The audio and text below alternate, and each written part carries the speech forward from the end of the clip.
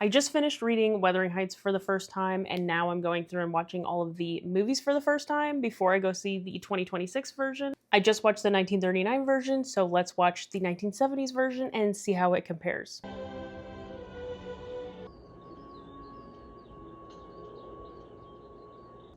Is it like that or more? It would be disaster. I mean, where would we go? What would we do? I fought through a bitter life since I last heard your voice.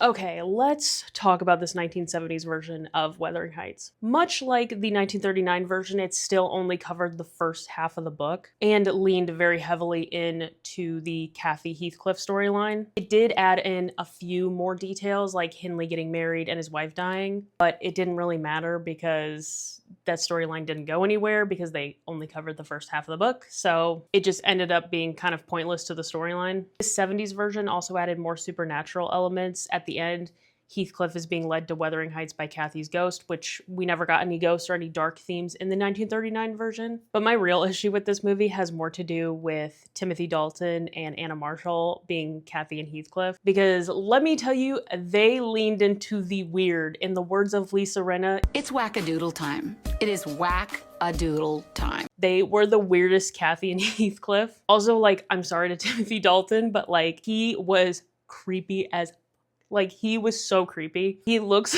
I'm not trying to be mean, I swear, but he really looks like one of, like a wax figure when you go into like a wax museum.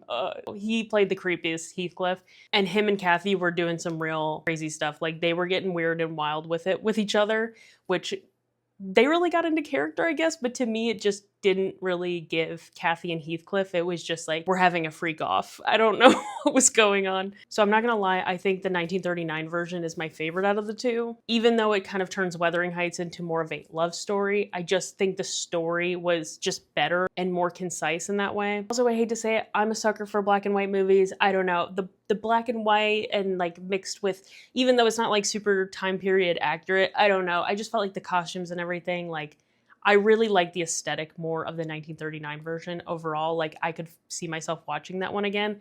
The 1970 version, I did not like it at all. Sorry if that's your favorite version of Wuthering Heights. I just did not enjoy it at all. I'm sorry.